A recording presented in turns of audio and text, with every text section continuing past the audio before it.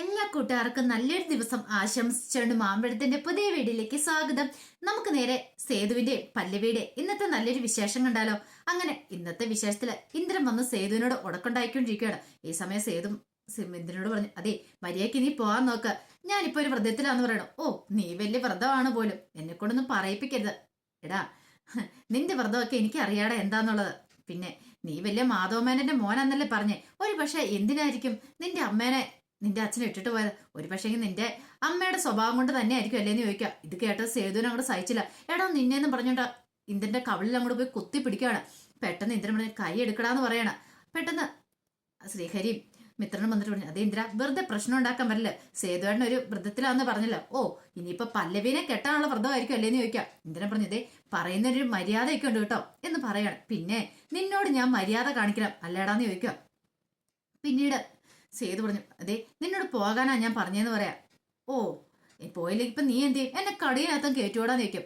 നീ ഇങ്ങനെ പോകത്തില്ലെന്ന് പറയണം. അന്ന് എന്നെ കാണിച്ചു തരാന്ന് പറഞ്ഞോണ്ട് സേതു എന്ത് അവനിട്ട് അങ്ങ് അടിക്കാൻ തുടങ്ങുകയാണ്. പെട്ടെന്ന് ഇന്ദ്രൻ ആ കയ്യിലേക്ക് അങ്ങോട്ട് കയറി പിടിച്ചു. അതെ, അങ്ങനെ എന്നെ തല്ലി തോപ്പിക്കാൻ നീ വിചാരിക്കണ്ടെന്ന് പറയാണ്. പിന്നീട് പറഞ്ഞു, നീ വലിയ വ്രതത്തിലല്ലേ, നീ എന്തൊക്കെ വ്രതം എടുത്തിട്ട് എന്ത് കാര്യം എന്നടാ? നീ പോയി ബലി ഇട്ടിട്ടുണ്ടെങ്കിൽ നിന്റെ അച്ഛൻ വന്ന് സ്വീകരിക്കുമെന്ന് നിനക്ക് വിചാരമുണ്ടോ? ഇനിയിപ്പൊ എങ്ങനെ ഉണ്ടായ ജാരസന്ധിതിയാണ് നീ എന്നുള്ള കാര്യം ആർക്കറിയാന്ന് പറയാണ്. നീയല്ലേ പറയുന്ന മാധവമേനന്റെ മോനാന്നുള്ള കാര്യം. ഇത് കേട്ടതും സേതുവിനെ നിയന്ത്രണം വിട്ടു. അച്ഛനും ബലിയിടണം, അതൊക്കെ ആ ഒരു ചിന്തയെ മറന്നുപോയി. പെട്ടെന്ന് സേതു കൈയെടുത്ത് അവന്റെ കർണത്തിട്ട് അടിക്കാൻ തുടങ്ങുകയാണ്. പെട്ടെന്ന് ഇന്ദ്രൻ അങ്ങോട്ട് കുനിഞ്ഞു. ആ സമയത്ത് സേതുവിന്റെ കൈ പോയി അവിടുത്തെ പലയിലേക്കും കൊണ്ട് ഇടിക്കുവാണ്. ഇടിച്ചിട്ട് അവിടെ ആണി ഉണ്ടായിരുന്നു. ആ ആണിയെ കയറി നീളത്തിൽ അങ്ങോട്ട് കൈ അങ്ങോട്ട് കീറി പോവാണ്. പെട്ടെന്ന് മിത്രനും ശ്രീഹരിയും കൂടെ ഓടി വന്നിട്ട് എന്താ സേതു ഏട്ടാന്ന് ചോദിക്കും. സേതു വേദന കൊണ്ടൊന്ന് പൊളയുവാണ്.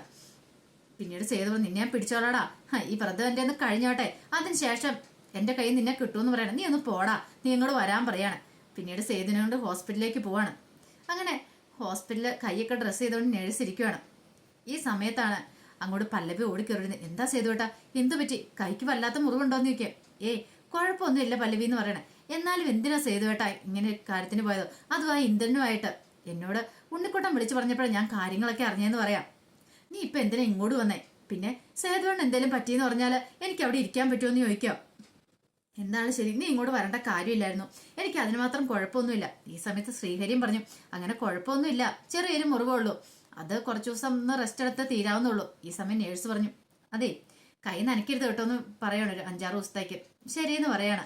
പിന്നീട് പള്ളി എന്നാലും എനിക്ക് വേണ്ട എന്തിനാ ആ ഇന്ദ്രനുമായിട്ട് വെറുതെ എന്തിനാ വഴക്കുണ്ടാക്കാൻ പോയത്? അവന്റെ സ്വഭാവം അറിയാവുന്നതല്ലേ, അവനുമായിട്ട് ഒന്നിനും പോവരുത് സേതു ഏട്ടാന്ന് പറയാം. ഇതടപ്പ് സേതു പറഞ്ഞു, പിന്നെ അവൻ പറയുന്നതെല്ലാം കേട്ട് ഞാൻ ചുമ്മാ ഇങ്ങനെ പഞ്ചപുച്ഛം അടക്കി ഇരിക്കണമെന്നാണോ നീ പറയണേ? അതല്ല സേതു ഏട്ടാ. പിന്നെ നീ എന്താ പറയണേ? അതെ സേതുവേട്ടൻ എനിക്കൊരു വാക്ക് താട്ട്, ഇനി അവനുമായിട്ട് ഒരു പ്രശ്നത്തിനും പോകത്തില്ലാന്ന്. സേതുവേട്ടൻ വാക്ക് തരണം, സത്യം ചെയ്ത് പറയണമെന്ന് പറയാം. ഇത് കേട്ട സേതു പറഞ്ഞു, ഞാനോ? പിന്നല്ലാതെ സത്യം ചെയ്ത് പറ സേതുവേട്ടാന്ന് പറഞ്ഞ് പല്ലവി നിൽക്കുകയാണ്.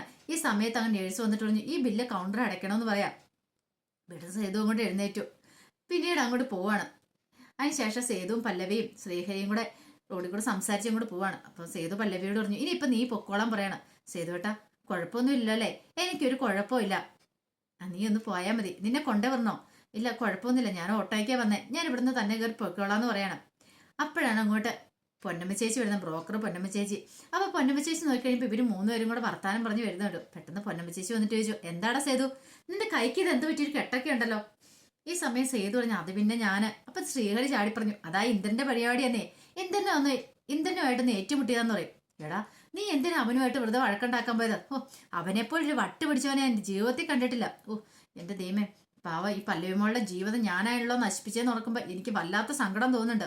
അതുപോലത്തെ ഒരു ദുഷ്ടനാ, ഒരു ഫ്രോഡാ, അവനെ കണ്ടു കഴിഞ്ഞിട്ടുണ്ടെങ്കിൽ മാറിപ്പോയിക്കണം, അവനുമായിട്ട് സംസാരിക്കാൻ പോലും കൊള്ളത്തില്ലെന്ന് പറയാം. ഈ സമയം പല്ലവി പറഞ്ഞു, കേട്ടില്ലേ പൊന്നമ്മ ചേച്ചി പറഞ്ഞു കേട്ടില്ല സേതുവേട്ടാ, അതുകൊണ്ട് സേതുവേട്ടനും വഴക്കിനും പ്രശ്നത്തിനും പോകണ്ട കേട്ടോ.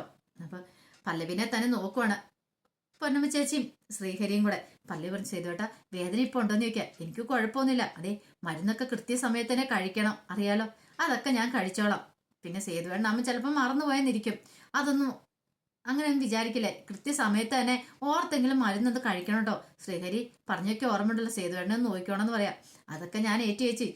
പിന്നെ സേതുവേട്ടനാ മുറിഞ്ഞെങ്കിലും എന്റെ നെഞ്ചാ പടഞ്ഞുകൊണ്ടിരിക്കുന്ന അറിയാലോ, സേതുവേട്ടൻ എന്തെങ്കിലും വന്നിട്ടുണ്ടെങ്കിൽ എനിക്കത് സഹിക്കാൻ പറ്റില്ല എന്ന് പറയാം. അതുകൊണ്ട് ദൈവത്തെ ഓർത്ത് സേതുവേട്ടൻ ഇനി ഒരു പ്രശ്നത്തിനും പോകല്ലെന്ന് പറയാം.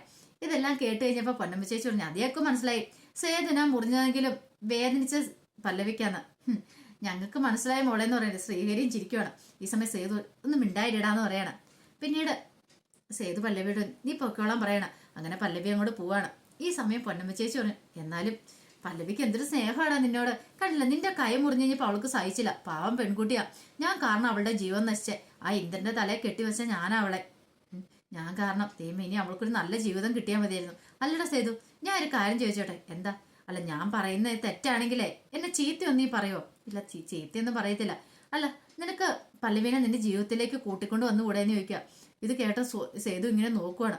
അയ്യോ എനിക്ക് ഷുഗറൊക്കെ നോക്കാണ്ട് ഞാനിന്ന് പോട്ടെ. ഈ ഇടയാട്ടെ ഇച്ചിരി ഷുഗർ കൂടല ചോട്ടുവിന്റെ കടയനെ ഇച്ചിരി വെള്ളം കൂടി കൂടല അതുകൊണ്ടാന്ന് പറഞ്ഞിട്ട് പെട്ടെന്ന് അങ്ങോട്ട് മുങ്ങുവാണ്. അവർക്ക് തോന്നി ഇനി ഇവിടെ നിന്നിട്ടുണ്ടെങ്കിൽ സേതു എന്തേലും പറയുവോ എന്നൊരു ചിന്തയുണ്ടായിരുന്നു. അതുകൊണ്ടാണ് പെട്ടെന്ന് അവരങ്ങോട്ട് പോയത്. പിന്നീട് പൊന്നുമടത്തില് ഫുഡ് കഴിക്കാണ്ടിരിക്കുകയാണ് പൂർണിമ മക്കളും കൂടെ. ഈ സമയം പൂർണിമയ്ക്ക് എടുത്തിട്ട് കഴിക്കാൻ പറ്റുന്നുണ്ടായിരുന്നില്ല. പൂർണിമ വെറുതെ ഇങ്ങനെ വിരയിക്കൊണ്ടിരിക്കുക ചോറിനകത്തൊക്കെ. എന്താമ്മേ അമ്മ കഴിക്കാത്ത എന്താന്ന് ചോദിക്കുക. ഇല്ല ഒന്നുമില്ലാന്ന് പറയാം. അപ്പൊ ബേബി ചേച്ചി വന്നിട്ട് പറഞ്ഞു ഇന്നലെ ഒന്നും കഴിച്ചില്ലോ, ഇങ്ങനെ കഴിക്കാതിരുന്നിട്ട് കാര്യമുണ്ടോ എന്ന് ചോദിക്കുകയാണ്. കുഴപ്പമില്ലാന്ന് പറഞ്ഞിട്ട് പൂർണ്ണം എന്ത് ചെയ്യണം എഴുന്നേറ്റ് കൈ കഴുകാൻ അങ്ങോട്ട് എഴുന്നേൽക്കുമ്പോഴാണ് ആ കാഴ്ച കാണുന്നത്. സേതു അങ്ങോട്ട് വരുന്നത്. സേതുവിന്റെ കയ്യിലൊരു കെട്ടുമുണ്ട്. പെട്ടെന്ന് പൂർണ്ണിമയുടെ കൈ കഴുകിട്ട് അങ്ങോട്ട് വന്നു. സേതുവിനെ കണ്ടതും ഇവർക്ക് പെമ്മക്കൾക്കൊന്നും ഇഷ്ടപ്പെട്ടില്ല. അച്ചുമാത്തോട് ദൈവമേ സേതുവിന്റെ കൈക്ക് ഇത് എന്ത് പറ്റിയെന്ന് ചിന്തിക്കുകയാണ്. സേതു അങ്ങോട്ട് നോക്കിയിട്ട് അങ്ങോട്ട് അകത്തേക്ക് കയറിപ്പോയി.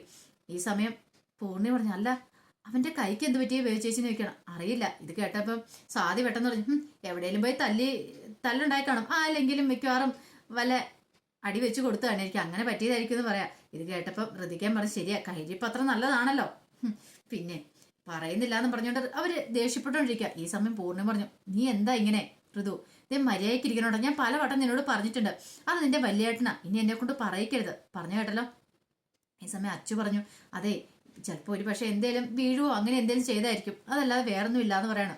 ഹൃദയൊക്കെ പറഞ്ഞു പിന്നെ അയാളുടെ കയ്യിരിപ്പ് വെച്ച് നോക്കുമ്പോൾ അയാൾക്കിട്ട് എവിടെ നിന്നേലും കിട്ടിയതാവാനാണ് വഴിയെന്ന് പറയാണ്. പൂർണ്ണം പറഞ്ഞു പറയാനുള്ള ഇനി ഞാൻ പറഞ്ഞു, ഇനി എന്നെ കൊണ്ട് പറയിപ്പിക്കരുത്. പറഞ്ഞു കേട്ടല്ലോ ദേഷ്യപ്പെട്ട് അകത്തേക്ക് കയറി പോവാ. പിന്നീട് പൂർണ്ണം ഇങ്ങനെ മുറിയിൽ പോയി അസ്വസ്ഥപ്പെട്ടിരിക്കുക. ആകെപ്പാടിയൊരു ടെൻഷൻ. അങ്ങനെ മാധവമേനന്റെ ഫോട്ടോയിലേക്കൊക്കെ നോക്കി നിൽക്കുന്ന സമയത്ത് ബേബി ചേച്ചി അങ്ങോട്ട് വരിക. ബേബി ചേച്ചിനെ കണ്ടതും പൂർണ്ണം പറഞ്ഞു അതെ ബേബി ചേച്ചി ഒരു കാര്യം ചെയ്യുക അവനോട് പോയി ചോദിക്കുക എന്ത് പറ്റിയതാന്ന്. ഒരു പക്ഷേങ്കിൽ ഞാൻ ചോദിച്ചിട്ടുണ്ട് അവൻ എന്താന്ന് മറുപടി പറയത്തില്ല. ബേബി ചേച്ചി അവൻ കുഴപ്പമില്ലല്ലോ പോയി ചോദിക്കാൻ പറയണം. അങ്ങനെ നേരെ സേതുവിന്റെ മുറിയിലേക്ക് ബേബി ചേച്ചി ചെല്ലുവാണ്. ചിലപ്പോൾ സേതു ഇങ്ങനെ ആ ജെല്ലെ പിടിച്ചിങ്ങനെ നിൽക്കുമായിരുന്നു. ആ നിപ്പ് കണ്ടതും ബേബി ചേച്ചിക്ക് പെട്ടെന്ന് തോന്നിയത് മാധവമേനോൻ ഉണ്ടായിരുന്ന സമയത്ത് ഇങ്ങനെ വന്ന് ജെല്ലെ പിടിച്ചിട്ട് താഴേക്ക് ഇങ്ങനെ നോക്കി നിൽക്കുമായിരുന്നു. ആ ഒരു കാഴ്ചയാണ്. പെട്ടെന്ന് സേതുവിനെ പോയി വിളിച്ച് സേതു എന്ന് പറഞ്ഞ് വിളിക്കുവാണ്. എന്താ ബേബി ചേച്ചി? എന്നാലും ഇത് എന്തൊരു അത്ഭുതമാടാ മോനെ. എനിക്ക് ഈ മുറിയിലേക്ക് കയറി വന്നപ്പം എനിക്ക് മാധവമേനോൻ സാറിനെ ഓർമ്മ വന്നേ. സാർ ഇങ്ങനെ ഇടയ്ക്ക് ഇങ്ങനെ നോക്കി നിൽക്കാറുണ്ട്. അതേ രൂപം അതേപോലെ തന്നെ നിൽക്കുന്നുണ്ട് കേട്ടോ. ശരിക്കും പറഞ്ഞാൽ ഞാൻ ഞെട്ടിപ്പോയെന്ന് പറയണം. അല്ല ചേച്ചി വന്ന കാര്യം പറ. അതെ മോനെ ഫുഡ് കഴിക്കാൻ വേണ്ടി വിളിച്ചാന്ന് പറയണം. എനിക്ക് വേണ്ട ഞാൻ പുറത്തുനിന്ന് കഴിച്ചു ചേച്ചിന്ന് പറയാം. അതെ മോന്റെ കൈക്ക് ഇത് എന്ത് പറ്റിയാന്ന് ചോദിക്കണം. പെട്ടെന്ന് എന്താ പറയണ്ടേ അതൊന്ന് സ്കൂട്ടി ഒന്ന് സ്കിപ്പായതാ അപ്പം ഒന്ന് ഇച്ചിരി അപകടം പറ്റിയാന്ന് പറയാം. കൈ ഇച്ചിരി മുറിഞ്ഞാന്ന് പറയാം. ആണോ എന്നാൽ ശരിയെന്ന് പറഞ്ഞിട്ട് അങ്ങോട്ട് പോവാണ്. പിന്നീട് പൂർണ്ണിമയുടെ അടുത്ത് എന്നിട്ട് ഈ കാര്യങ്ങളൊക്കെ പറയുന്നുണ്ട്. ഈ സമയം പൂർണ്ണിമ പറഞ്ഞു ബേബി ചേച്ചിക്ക് അറിയാലോ അവന്റെ കാര്യങ്ങൾക്കൊന്നും ഒരു കുറവും വരുത്തല്ലേ. മാധവേട്ടൻ ഇവിടെ ഉണ്ടായിരുന്നെങ്കിൽ അവനെ പൊന്നുപോലെ നോക്കണം അറിയാലോ. പിന്നീട് ബേബി ചേച്ചി ആ കാര്യം കൂടെ പറയണം. മുറിയിലേക്ക് കയറി ചെന്നപ്പോൾ എനിക്ക് മാധവമേനെ പോലെ തോന്നിയെന്നൊക്കെ കണ്ടു കഴിഞ്ഞപ്പം ഇതും കൂടെ കേട്ട് കഴിഞ്ഞപ്പോൾ പൂർണ്ണിമയ്ക്ക് വല്ലാത്ത സങ്കടം വന്നു. അങ്ങനെ പറഞ്ഞിട്ട് ബേബി ചേച്ചി അങ്ങോട്ട് പോവാം. അപ്പൊ പൂർണ്ണിമ ഓർക്കുക ശരിക്കും അച്ഛന്റെ മോൻ തന്നെയാണ് അവന്. കാരണം എന്തൊക്കെ പറഞ്ഞാലും അവൻ മോനല്ലാതാവുന്നില്ല. ഇവിടെയുള്ള തന്റെ ബാക്കി പെൺമക്കൾ അവനെ ശത്രുവായിട്ട് കാണുന്നുണ്ടെങ്കിലും അവൻ ഇത്രയെന്ന് പറഞ്ഞാൽ ഈ വീട്ടിലെ ഒരു അംഗം തന്നെയാണ്. അതിപ്പോ താൻ മരിക്കുന്നോടം വരെ തനിക്കും അങ്ങനെ തന്നെയായിരിക്കും. തന്റെ മാധവേട്ടൻ അവനെ അത്രയെ സ്നേഹിച്ചിരുന്നു, അതുപോലെ തന്നെ താനും അവനെ സ്നേഹിക്കുന്നുണ്ടെന്ന് പൂർണ്ണ മനസ്സിൽ പറയാം. പിന്നെ ഒരു സേതു രാത്രി ഉറങ്ങാൻ കിടക്കുകയാണ്. അങ്ങനെ ഉറങ്ങാൻ കിടക്കണ സമയത്ത് സേതു ഒരു സ്വപ്നം കാണുവാണ്. മാധവനെ അരികി വന്നിരിക്കുന്നത് കയ്യിൽ ഇങ്ങനെ തലോടുന്നേ. മോനെ വേദനിക്കുന്നുണ്ടോന്ന് ചോദിക്കുക. ഇല്ല അച്ഛാന്ന് പറയാണ്. അതെ വേദനയുണ്ടെങ്കിലേ അച്ഛൻ തിരുമ്പി തരാന്ന് പറഞ്ഞാൽ കയ്യിൽ ഇങ്ങനെ തിരുമ്പി തന്നോണ്ടിരിക്കുക. പിന്നെ ഒരു കാര്യം നീ നിന്റെ അമ്മേനെ വേദനിപ്പിക്കില്ല കേട്ടോ. അവള് പാവാടാ. അവൾക്ക് ഇന്ന് സഹിക്കാൻ പറ്റുന്ന കാര്യമില്ല. ഒരു പക്ഷെ നിന്റെ അടുത്തേക്ക് അവള് വരാത്ത നീ എന്തേലും പറഞ്ഞാലോ എന്നുള്ള വേദന കൊണ്ടാ ടെൻഷൻ കൊണ്ടാ അവള് വരാത്തെ. നീ അവളെ നോക്കണം കേട്ടോ. അവളോട് ദേഷ്യമൊന്നും കാണിക്കരുത്. അവളോട് അധിക പ്രസംഗമൊന്നും പറയാൻ പോകരുത് എന്ന് പറയുവാണ്. ഇങ്ങനെ കയ്യെ തലോടിക്കൊണ്ട് പെട്ടെന്ന് സേതു കണ്ണു തുറക്കുക. നോക്കിക്കഴിഞ്ഞപ്പോൾ ആരെയും കണ്ടില്ല. വല്ലാത്തൊരു വെപ്രാളം. സേതുവിന് പിന്നെ മുറി കിടക്കാൻ തോന്നിയില്ല. നോക്കി മാധവമേനന്റെ വലിയൊരു ഫോട്ടോയും കൂടെ വെച്ചേക്കുന്നുണ്ടു. സേതു പെട്ടെന്ന് ആ മുറിയിൽ നിന്ന് ഇറങ്ങിയിട്ട് പുറത്തേക്ക് അങ്ങോട്ട് പോവാണ്. അങ്ങനെ പുറത്തിറങ്ങി പോയി ഇത്തേനും ജനലിൻ്റെ അവിടെ കർട്ടനിൽ കൂടെ ഒരാൾ അങ്ങോട്ടും കൊണ്ട് നടക്കുന്നുണ്ട്. എൻ്റെ ദൈവമേ, ഇതിപ്പോൾ അകത്തും മേലെ പുറത്തും മേലത്തെ അവസ്ഥയാണല്ലോ കിടക്കാനായിട്ട്. ഇവിടെ മൊത്തം ഇത് പ്രേതമാണോ? പൊന്നുമ്പടം എന്നുള്ളതിന് പകരം വല്ല പ്രേതഭവനം നിന്നെ പേരിടണമെന്ന് തോന്നേ. എന്ത് ചെയ്യണമെന്ന് ഓർത്തിരിക്കുമ്പോഴാണ് അങ്ങോട്ടേക്ക് അച്ചു വരുന്നത്. അച്ചു ഫോൺ വിളിച്ചോണ്ടിരിക്കുകയായിരുന്നു പുറത്ത്. അപ്പൊ സേതു അതാണ് കണ്ടത്. കർട്ടൻ്റെ അവിടെ നേരിൽ കണ്ട അച്ചുവിനെയായിരുന്നു. നീയോ? നീ എന്താ അവിടെ? ഞാൻ ഫോൺ വിളിക്കാൻ പോയതാ. ഈ പാതിരാത്രിക്കാണ്ടി നിന്റെ ഫോൺ വിളി? അല്ല സേതോട്ടാ, സന്ദീപ് വിളിച്ചാ. അല്ല അവനാരാ? എന്നെ കല്യാണം കഴിക്കാൻ പോകുന്നവനാ. ഓ, അവൻ ഈ പാതിരാത്രി വിളിക്കാതെ വല്ല പകലും വിളിച്ചൂടെ? അത് സന്ദീപിന് ഇപ്പോഴാ സമയം കിട്ടുന്നേ. അതെ, ഈ രാത്രിയിലുള്ള വിളിയൊന്നും വേണ്ട കേട്ടോ എന്ന് പറയണം. അതെന്താ?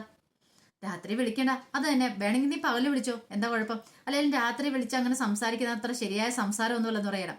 പെട്ടെന്ന് ചോദിച്ചു. എന്നിട്ട് സേതുവേട്ടന് പല്ലവി ചേച്ചിനെ വിളിക്കണോ? ഇത് കേട്ടതും സേതു ഞെട്ടി. നീ എന്താ പറഞ്ഞേ? അല്ല, പല്ലവി ചേച്ചിനെ വിളിക്കുന്നുണ്ടല്ലോ, അത് രാത്രിയിലേക്കാണല്ലോ വിളിക്കണേന്ന് പറയണം. ഓ അങ്ങനെ, ദേ മര്യാദയ്ക്ക് സംസാരിക്കണം, നീ ഒന്ന് കയറി പോകുന്നുണ്ടോ? അല്ല സേതുവേട്ടൻ ലവറാണ് ഈ പല്ലവി ചേച്ചി. ദേ മിണ്ടാതെ പൊക്കോന്ന് പറയാണ്. ഇത് കേട്ടപ്പോഴത്തേനും സേതു പറഞ്ഞു, അതെ ഞാൻ പല്ലവീനെ വിളിക്കുന്നുണ്ട്, ഞാൻ രാത്രി വിളിക്കുന്നില്ല, പകലാണല്ലോ വിളിക്കുന്നത്. പകലാണെങ്കിലും രാത്രിയാണെങ്കിലും വിളിയല്ലേ, എല്ലാം രണ്ടും ഒന്ന് തന്നെ എൻ്റെ വലിയേട്ടാ എന്നും പറഞ്ഞാൽ കയറിപ്പോണേ. പിന്നീട് അങ്ങോട്ട് കയറിയിട്ട് ഇത് പല്ലവി എന്ന് പറഞ്ഞ് കളിയാക്കിയിട്ടും കൂടെ കയറി പോന്നെ. പിന്നീട് സേതുവിന് എന്ത് ചെയ്തു? സേതുവിനൊരു വല്ലാത്തൊരവസ്ഥ. സേതു വീണ്ടും വന്ന് സെറ്റേ വന്ന് കിടക്കുവാണ്. കിടന്നിട്ട് എന്തോ കണ്ണടച്ച് കഴിയുമ്പോൾ പല്ലവിയുടെ മുഖം മനസ്സിലേക്ക് വന്നു. പല്ലവിനെ കുറിച്ചുള്ള നല്ല നല്ല കുറെ ഓർമ്മകളൊക്കെ മനസ്സിലേക്ക് വരുവാണ്, ആദ്യമായിട്ട് കണ്ടതൊക്കെ. അതിനെല്ലാം ശേഷം പെട്ടെന്ന് മാധവന്റെ മുഖം മനസ്സിലേക്ക് വന്നു. അപ്പൊ സേതുവിന് വല്ലാത്ത വിഷമം അവിടെ കിടക്കാനും. സേതു പിന്നെ ഒന്നും നോക്കിയില്ല. പിന്നീട് നേരം വെളുക്കാറായിരുന്നു. നേരെ സേതു താമസിക്കുന്ന വാടക വീട്ടിലേക്ക് ചെല്ലുക. അവിടെ ചെന്ന് കഥയെ മുട്ടിക്കുമ്പോൾ ശ്രീഹരി വാതിൽ തുറന്നു. എന്താ സേതുവേട്ടാ, നീ പെട്ടെന്ന് റെഡിയായിക്കേ, പോണെന്ന് പറയാണ്.